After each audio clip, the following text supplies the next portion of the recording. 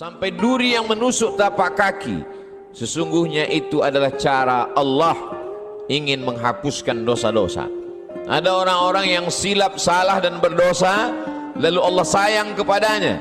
Innallaha idza ahabba qauman ibtalahum.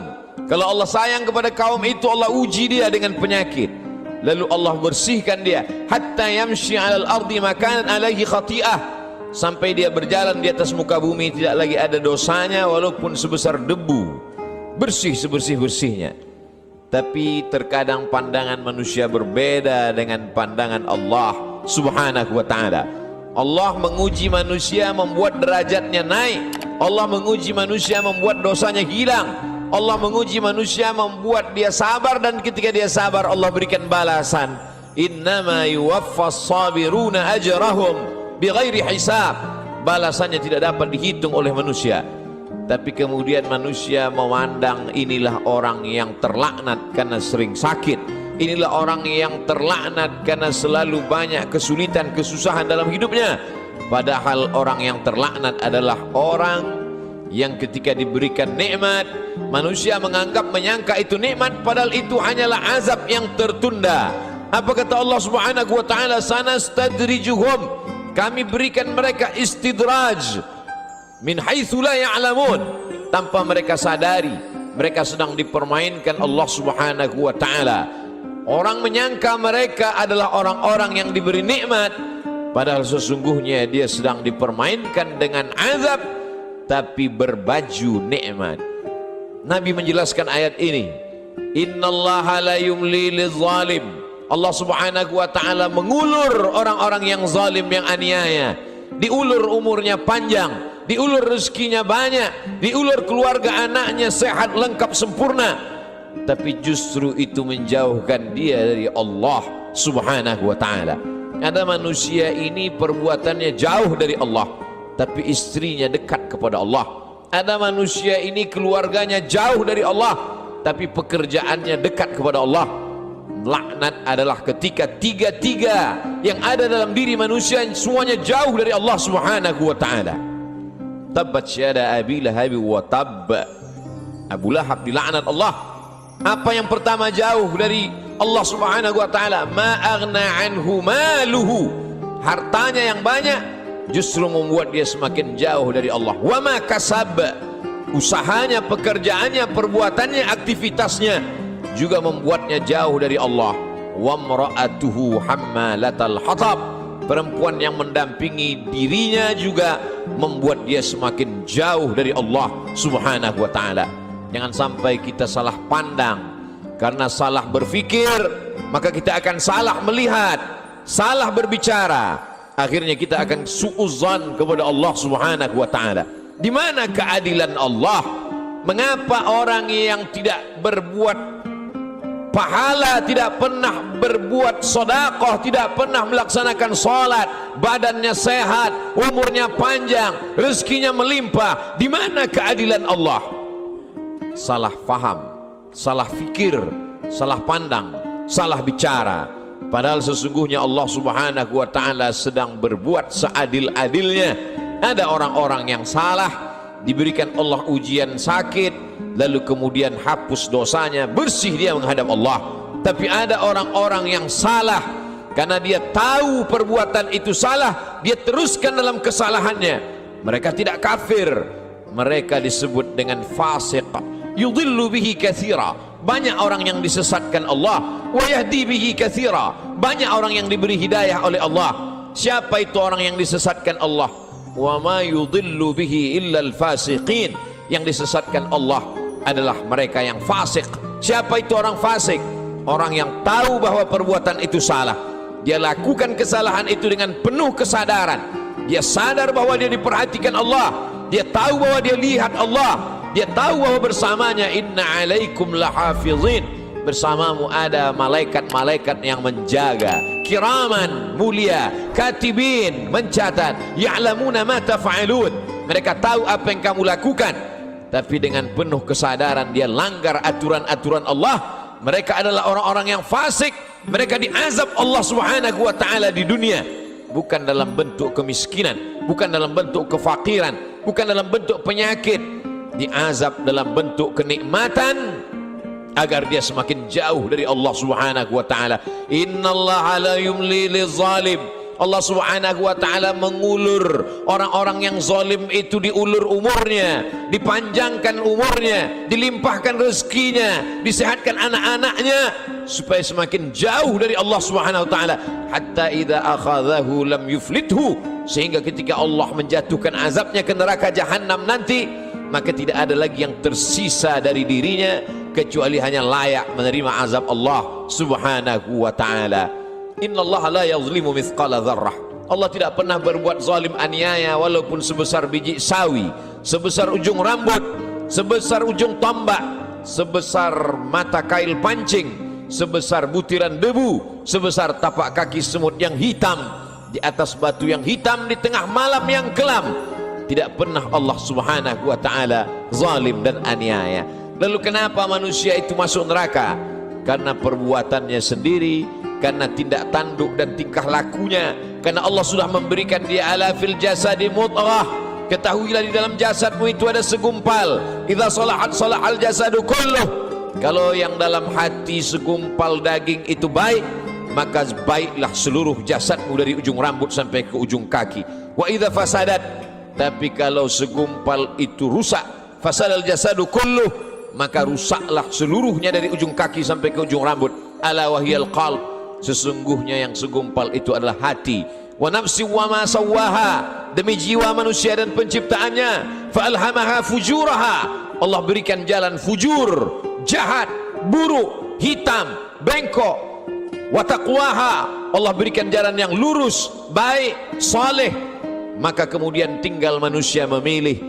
Manusia memilih. Qad aflaha man zakkaha, beruntunglah orang yang mensucikan hatinya, lalu dia memilih jalan yang diberikan Allah Subhanahu wa taala. Wa qad khaba man dassaha, rugi sia-sialah orang yang mengotori jiwanya, lalu dia mengotori dirinya, lalu kemudian dia kembali kepada Allah dengan pakaian dosa, lalu kemudian dia heran sendiri melihat dirinya di hadapan Allah. Ya Rabb, ma li hadzal kitab, mengapa buku catatan dosa amal perbuatan saya ini la yughadiru saghiratan, semua yang kecil-kecil, wala kabiratan, semua yang besar-besar, illa ahsaha, semua tercatat tertulis dalam buku yang nyata.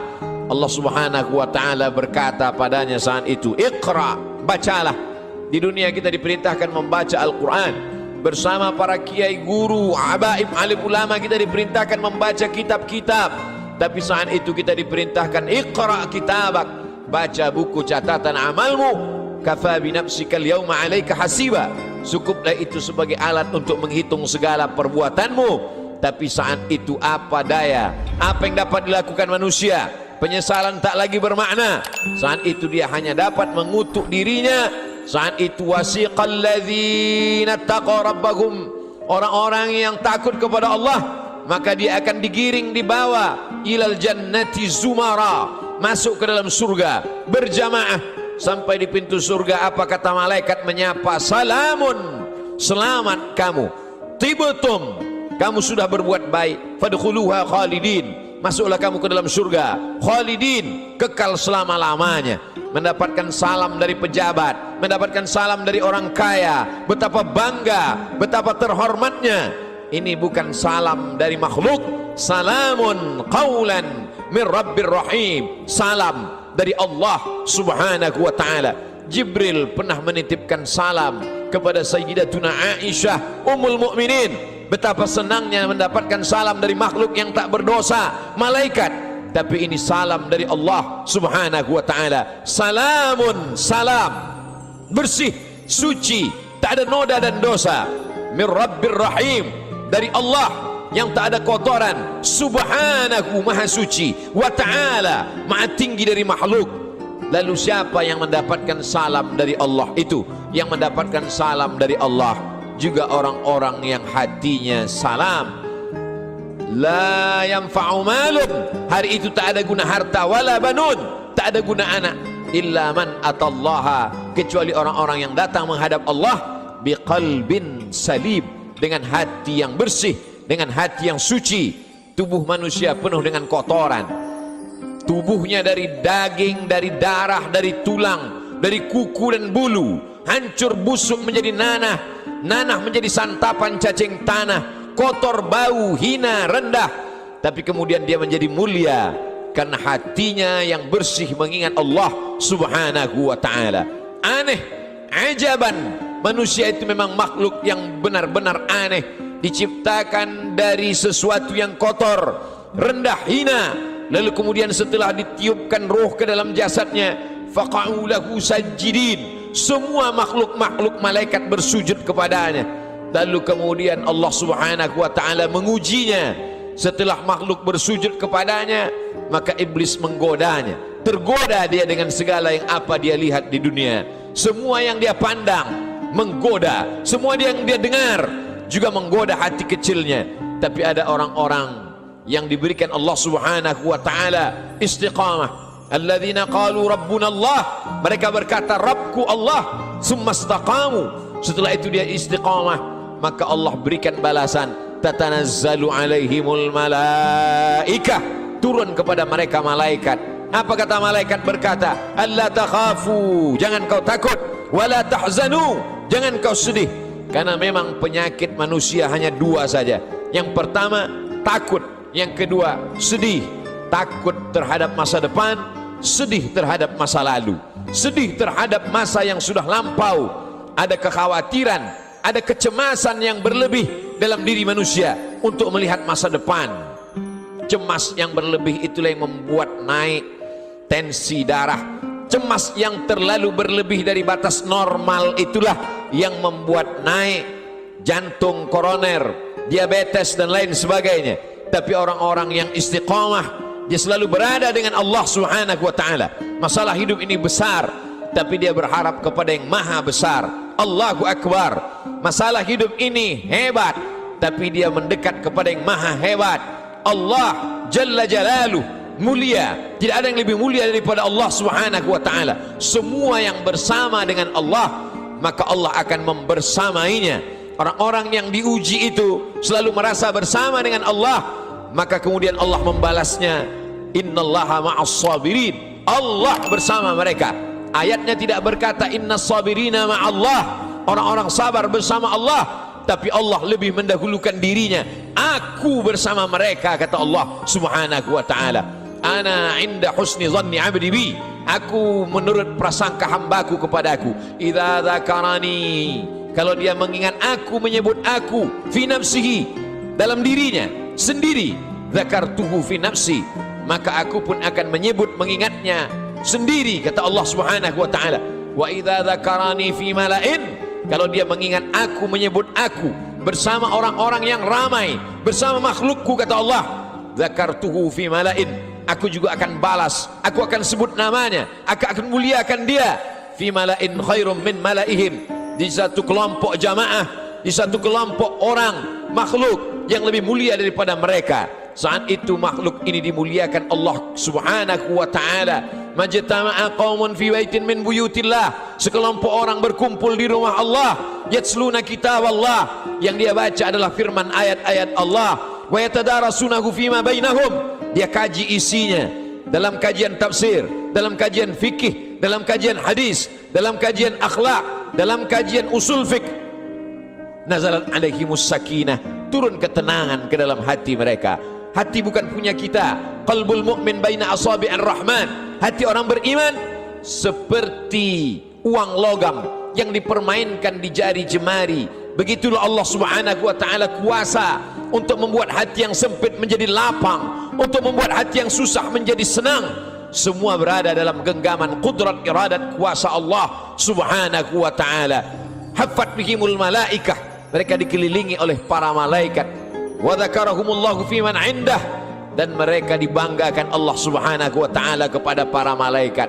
Ketika Allah menciptakan manusia, apa kata malaikat? Ataj'alu fiha, untuk apa kau ciptakan mereka ya Allah?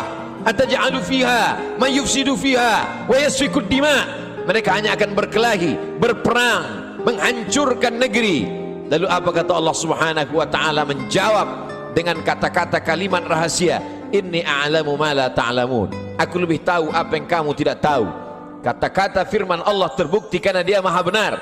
La yatihil batilu min baini yadayhi wala min khalfih. Tidak ada kebatilan dari depan, belakang, atas, bawah, kanan dan kiri. Maka Allah tunjukkan ada sekelompok manusia yang ketika kata-kata orang lain kotor, nista, najis, yang keluar dari mulutnya adalah subhanallah walhamdulillah wala ilaha illallah wallahu akbar. Ada sekelompok manusia ketika hati manusia mencaci maki, mengutuk Allah, mengutuk nasib, mengatakan tidak adil takdir Allah, tapi ada manusia yang ridha menerima ketetapan Allah subhanahu wa ta'ala. Orang-orang yang ridha, orang-orang yang istiqamah, maka Allah balas mereka, alla takhafu, tidak lagi ada rasa takut dalam hatinya, wala tahzanu, maka kosong hatinya dari sedih.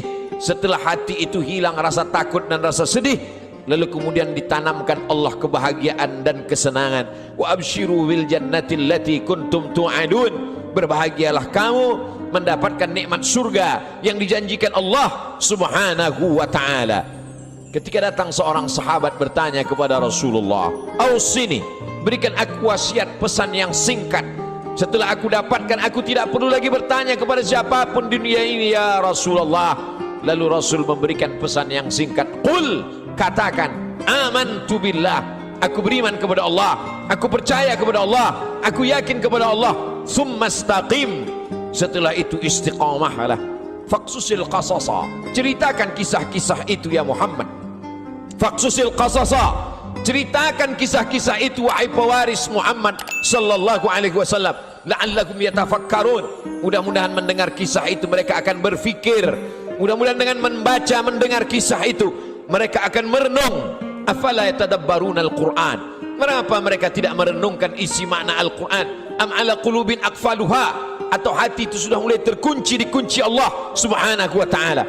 Allah uji Ibrahim alaihi salam, diuji dengan menghadapi ayah yang kufur kepada Allah, Azar, dia tetap istiqamah. Diuji dengan menghadapi umat Namrus, membakarnya dengan api, dia tetap istiqamah. Diuji dengan tidak punya anak, berdoa siang dan malam, Rabbi habli minas salihin, dia tetap istiqamah. Setelah anak lahir diuji lagi, Allah minta anak itu dikurbankan, dia tetap juga istiqamah. Ujian datang silih berganti.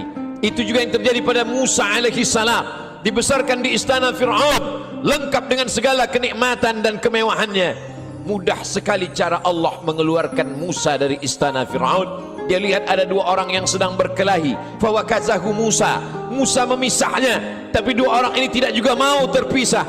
Musa memukulnya. Saat itu takdir berkata orang itu mesti mati, dan kebetulan yang mati itu adalah bagian dari komunitas Fir'aun.